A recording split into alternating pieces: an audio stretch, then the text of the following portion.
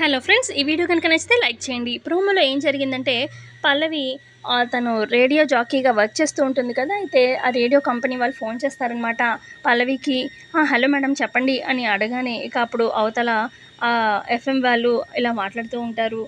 ఏంటి madam 2 days అయింది ఇంతవరకు రాలేదు అని చెప్పి అనగానే, చెప్పాను కదా మేడం ఇంట్లో ఫంక్షన్ జరుగుతుందని, ఈ 2 డేస్ రాలేనని.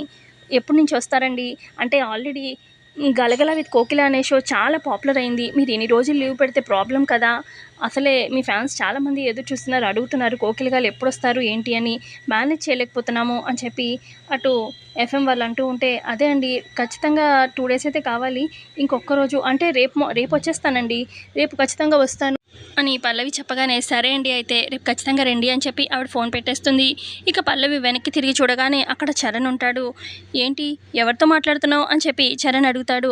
అదే అండి ఏం లేదు, ఫ్రెండ్ ఫోన్ చేసింది, పిక్నిక్కి రమ్మంటుంది, పిక్నిక్కి వస్తానని చెప్తున్నాను అని చెప్పి పల్లవి అలా అంటూ ఉంటే, ఏంటి పిక్నిక్కా, నీకు మరి అంత చిన్న పిల్లోళ్ళలాగా వేరేలాగా కనిపిస్తున్నానా, నువ్వు ఎవరితో మాట్లాడుతున్నావు చెప్పు, నేను మొత్తం విన్నాను ఫోన్లో అని చెప్పి అంటాడనమాట చరణ్.